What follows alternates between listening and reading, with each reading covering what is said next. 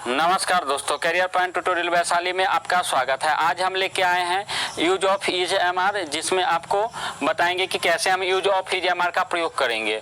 देखिए यहाँ पे सबसे पहले यह आपका भाग 2 है। यह कितना है? भाग 2 है और यह बेसिक आपके क्लास चल रहे हैं। जो सेंटेंस मेकर क्लास है वो आपके बेसिक चल रहे हैं। तो देखिए सबसे पहले याद रखिए कि सबसे पहले अगर किसी वाक्य को इंग्लिश में ट्रांसलेट करना है तो उसकी पहचान होना ज़रूरी है कि कैसे हम उसमें हम क्या करें, कहाँ पे क्या चीज़ का प्रयोग होगा। जैसे use of is am are पढ़ा रहे हैं तो इज एम आर का प्रयोग कैसे किस वाक्य में होगा, इस चीज़ की पहचान सबसे पहले ज़रूरी है। तो पहला नंबर में आपको क्या याद रखना है? किसी भी चीज़ का पहचान याद रखना है। तो देखिए पहचान क्या है कि वैसा हिंदी वाक्य जिसके मुख्य क्रिया के रूप में है, हूँ, हो रहे। मुख्य क्रिया के रूप में देखिए एक वर्ड आया है मुख्य क्रिया के रूप में, यानी कि मेन वर्ब।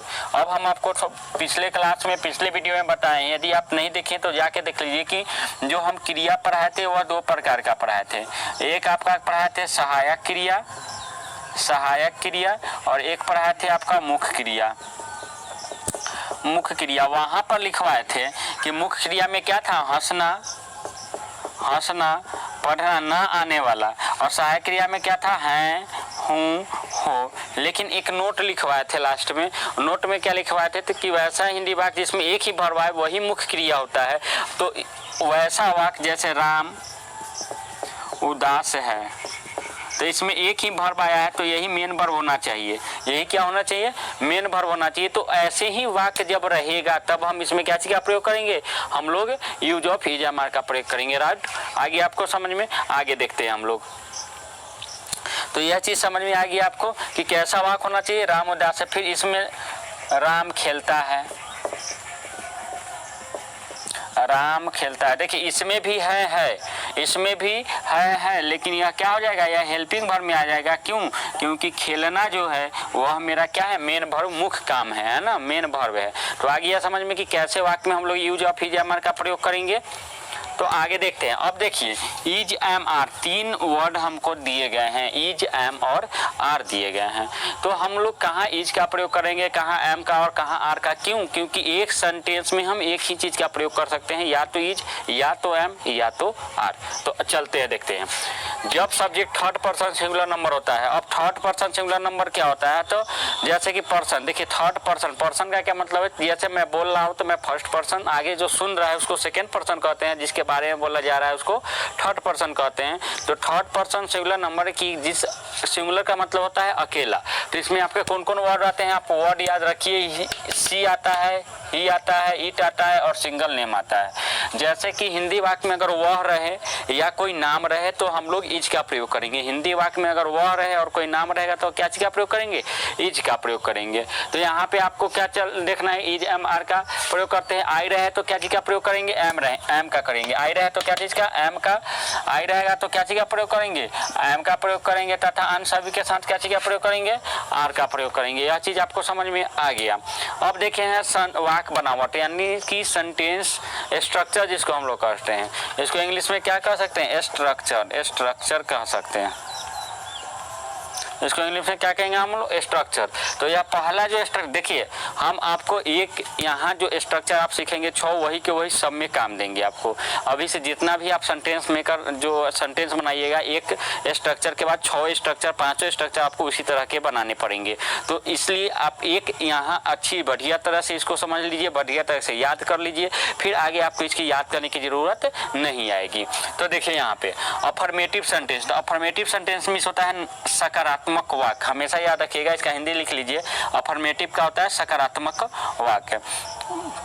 देखिए इसका जो होता है स्ट्रक्चर होता है, सबसे पहले हम लोग सब्जेक्ट को लिखते हैं, फिर हम लोग इज एम आर को लिखते हैं और इसके बाद हम लोग लिखते हैं एडजेक्टिव या नाउन। क्या लिखते हैं? एडजेक्टिव या नाउन। देखिएगा इसका सेंटेंस, देखिएगा यहाँ पे हम आपको सेंटेंस, जैसे राम उदास है, तो राम उदास है, इसका क्या बन जाएगा? इसका आपका बन जाएगा, देखिएगा सेंटेंस यहाँ पे बढ़िया से हम आपको बना दे रहे हैं। जैसे देखिएगा राम उदास है, तो इसका क्या बनेगा? राम इज, देखिए सबसे पहले सब्जेक्ट, तो इसमें सब्जेक्ट उदास कौन है? तो राम है, तो सबसे पहले राम हो गया। आ गया समझ में। इसके बाद इज एम आर में से तो राम क्या है, एक नाम है, राम क्या है, एक नाम है। हम बताए थे कि ही सी इट और सिंगल नेम रहे तो इज का प्रयोग करेंगे, तो राम नाम है, सिंगल नेम है तो इज का प्रयोग कर दिए, दोनों का प्रयोग नहीं होगा। अब एडजेक्टिव या नाउन, तो एडजेक्टिव है क्योंकि विशेषता बता रहा है इसलिए क्या हो जाएगा, एडजेक्टिव हो जाएगा सैड, और यह फुल स्टॉप देना ना भूलिएगा। और देखिए निगेटिव में क्या होता है, निगेटिव में क्या होगा कि निगेटिव में आपका होगा, देखिए हम ऊपर वाला को मिटाएंगे, ऊपर वाला को हम मिटाएंगे, आप स्क्रीनशॉट खींचिए क्योंकि यहाँ पे हम आपको एग्जाम्पल और बेहतर से समझा सकें। हो गया,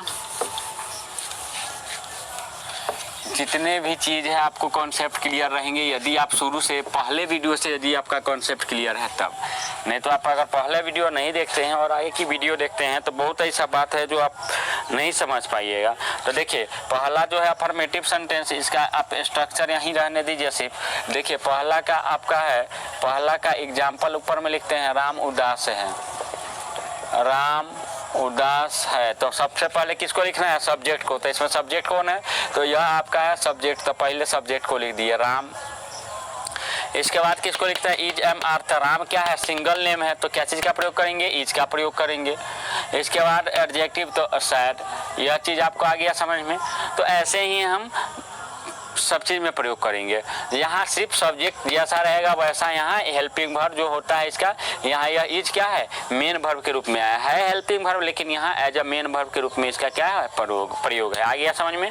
निगेटिव सेंटेंस में देखिए subject plus is am are plus not plus adjective या नाउन। तो देखिएगा इसी का हम क्या बनाते हैं, इसका नकारात्मक बनाते हैं। तो राम उदास नहीं है, इसमें देखिए नकारात्मक में हमेशा याद रखिएगा कि हेल्पिंग वर्ब के बाद नॉट का प्रयोग किया जाता है। किसके बाद किया जाता है, हेल्पिंग वर्ब के बाद नॉट का प्रयोग किया जाता है, लेकिन यहाँ हेल्पिंग वर्ब क्या बना हुआ है, मेन वर्ब बना हुआ है, इसलिए मेन वर्ब के बाद हम लोग नॉट का प्रयोग करेंगे, राइट। तो देखिएगा यहाँ पे राम इज नॉट सैड, देखिए subject Ram, is am are में से इज को लिख दिए, इसके बाद नॉट का प्रयोग था, नॉट का प्रयोग कर दिए, से एडजेक्टिव या नाउन तो एडजेक्टिव या नाउन। इसके बाद इंट्रोगेटिव सेंटेंस में देखिए तो सबसे पहले हमेशा याद रखिएगा किसी भी इंट्रोगेटिव सेंटेंस में सबसे पहले उसका हेल्पिंग वर्ब आता है, is am are plus subject plus adjective या नाउन प्लस यह चिन्ह देना न भूलिएगा। जैसे देखिए इसी का हम बनाते हैं, क्या राम उदास है, क्या राम उदास है, देखिए क्या राम उदास है, आ गया है। तो सबसे पहले इज एम आर में से तो इसमें क्या चीज़ का प्रयोग हो रहा है, इज का, क्यों, क्योंकि सिंगल नेम है। इज के बाद सब्जेक्ट, तो सब्जेक्ट क्या है मेरा, इसके बाद क्या चीज़, सब्जेक्ट, तो सब्जेक्ट राम है, इसके बाद एडजेक्टिव या नाउन तो इज राम सैड, और इसके बाद क्या हो जाएगा, यह चीज आप देना न भूलिए। आ गया समझ में आपको। इसके बाद चलते हैं हम लोग इंट्रोगेटिव निगेटिव सेंटेंस में आपका क्या हो जाएगा। देखिए यहाँ पे एक चीज़ हम आपको बताएंगे कि इसको शॉर्ट फॉर्म में हम लोग क्या लिखेंगे, चाहे यहाँ पे आपको शॉर्ट फॉर्म नहीं बताएंगे, नेक्स्ट जब आएगा वहाँ पे हम आपको शॉर्ट फॉर्म बताएंगे। यहाँ पे आप सिंपल चीज़ सीख रहे हैं, पहले सिंपल चीज़ सीख लीजिए, उसके बाद हम लोग हार्ड चीज़ पे चलेंगे, शॉर्ट फॉर्म पे चलेंगे। देखिए तो इसका बनाते हैं हम लोग एग्जाम्पल, क्या राम उदास है, तो इसका निगेटिव बनाएंगे, तो क्या राम उदास नहीं है। तो देखिए क्या राम, तो इज हो जाएगा, इज राम नॉट सैड, या देखिए इसी को हम लोग इज और नॉट को एक साथ लिखते हैं, इजंट करके, इजंट राम सैड। आगे यह चीज़ समझ में, यह साइन अप न भूलिएगा। तो यह चीज़ आगे आपको समझ में। आगे देखते हैं हम लोग WH इंट्रोगेटिव सेंटेंस। देखिए WH क्या होता है सो बता देते हैं। वैसा क्वेश्चन वर्ड, जैसे देखिए जैसे हम पूछे आपसे कि क्या आप उदास है तो आप हाँ और ना में जवाब देंगे, लेकिन हम आपसे पूछे कि आप क्यों उदास है तो कि आप हाँ और ना में जवाब दीजिएगा, नहीं दीजिएगा, कुछ सेंटेंस में होगा। तो यस नो इंट्रोगेटिव सेंटेंस को छोड़ के जो बचता है उसी को हम लोग क्या कहते हैं, WH इंट्रोगेटिव सेंटेंस कहते हैं। आ गया समझ में। तो इसका स्ट्रक्चर कुछ नहीं होता है, पहले होता है WH word plus interrogative sentence, IS interrogative sentence, WH word plus क्या हो जाएगा, इंट्रोगेटिव सेंटेंस हो जाएगा। जैसे इसका एग्जाम्पल देख लीजिए, पंचमा यह आपका एग्जाम हो जाएगा, राम क्यों उदास है, राम क्यों उदास है। तो इसका हो जाएगा सबसे पहले क्यों का आएगा, सबसे पहले क्या आएगा, क्यों आएगा, तो वाई। इसके बाद हम लोग क्या बनाएंगे, इसके बाद इंट्रोगेटिव। तो इंट्रोगेटिव सेंटेंस में क्या यहाँ लिख ही देते हैं। इसके बाद हम लोग लिखते हैं is am are plus subject plus adjective या नाउन प्लस यह वाला साइन। तो इज एम आर लगाएंगे तो वाई इज राम। इसके बाद सब्जेक्ट है तो सब्जेक्ट लिख दिए। इसके बाद एडजेक्टिव या नाउन, तो एडजेक्टिव या नाउन क्या है, सैड है। क्या है, सैड है। आगे आपको समझ में, तो यह चीज़ आपको बहुत बढ़िया से समझ में आ रहा होगा। इसके बाद देखिए लास्ट जो है आपका है वह है WH इंट्रोगेटिव निगेटिव सेंटेंस। इसमें आपको कुछ नहीं करना है, WH वर्ड लिखना है, इज एम आर लिखना है, is am are plus subject plus not plus adjective या नाउन प्लस यह वाला इंट्रोगेटिव साइन दे देना है। जैसे देखिए 6 सेंटेंस है, राम क्यों उदास नहीं है। तो देखिए यहाँ पे तो why is Ram not sad. या इसके बदले एक और हम बनाए थे, आपको क्या बनाए थे, आपको बनाए थे वाई इजंट। इज नॉट को एक साथ लिखेंगे तो क्या हो जाएगा, इजंट राम सैड। यह चीज़ आपको आ गया समझ में, यह चीज़ आ गया। तो ऐसे ही आपके 6 सेंटेंस हो गए और 6 स्ट्रक्चर हो गए। आपको करनी क्या है अब हम आपको बता देते हैं। जब आपको एक स्ट्रक्चर मिले तो कैसे आपको चेंज करना है 6 के 6 स्ट्रक्चर में, वह आपको आना चाहिए। वह आपको क्या होनी चाहिए, आना चाहिए। तो एक स्ट्रक्चर को इसको आप बढ़िया से याद कीजिएगा। उसके बाद हम जब अगले वीडियो लाएंगे, जब हम यूज ऑफ वाज वर लाएंगे, तो उसमें हम आपको एक सेंटेंस लिखेंगे, आपको खुद कहेंगे 6 सेंटेंस बनाने के लिए।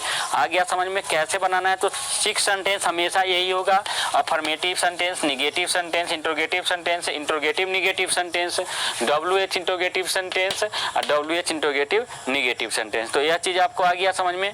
तो उम्मीद करते हैं कि यह सारा का सारा चीज़ आपको बढ़िया समझ में आ गया होगा।